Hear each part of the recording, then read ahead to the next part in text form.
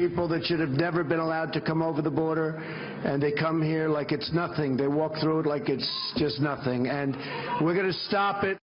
Well, that was Donald Trump in California last month with the families of those killed by illegal immigrants. Tragic stories that we hear all too often. And for our next guest, it's a story that hits close to home. Marianne Mendoza's son, Police Sergeant Brandon Mendoza, was killed by an illegal immigrant in 2014, and she supports Donald Trump's stance on immigration. But will a presumptive nominee change his position once he heads into the general election? Marianne Mendoza joins us now to discuss it. Marianne, it's nice to see you this morning. So Donald Trump is under pressure from the left, of course, but also from the establishment of his own party to stop talking about the border issue. They think it's divisive. He's been attacked as a nativist for even bringing this up. What's your view? My view is that I believe that illegal immigration is at the core of a lot of the problems that the United States is facing today. Overload on our health system, overload on our welfare system, the schools, and not to mention illegal crime that happens on a daily basis.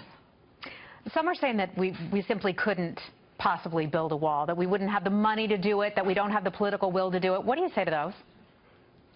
Well, you know, Mr. Trump has stated that he would put a remittance fee on anything that is the money that is going back over the border to other countries. Not only Mexico, there's illegal immigration from many countries around this world.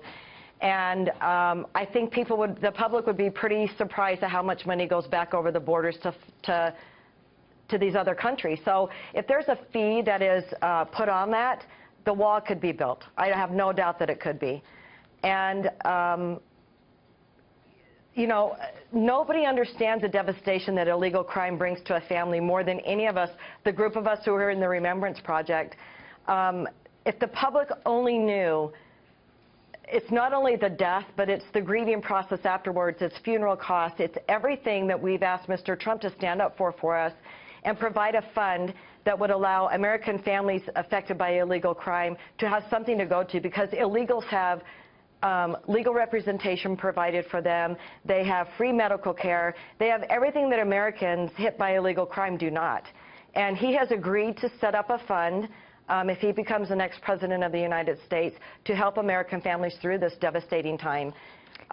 So when you hear Donald Trump talk about what happened to your son or to the other Americans who've been killed by illegal immigrants, and you hear him derided as a racist for talking about it, or you hear people say you're blowing the problem out of proportion, how does that make you feel? Until you're affected by it, you will never know the devastation that it brings. And I'm sorry, but I hear on a daily basis the illegals that come back over the border they're back and forth, back and forth, back and forth, and the crimes they're committing, and they are rapists, and they are murderers, and they are drug dealers, and they're all of the things that he has described.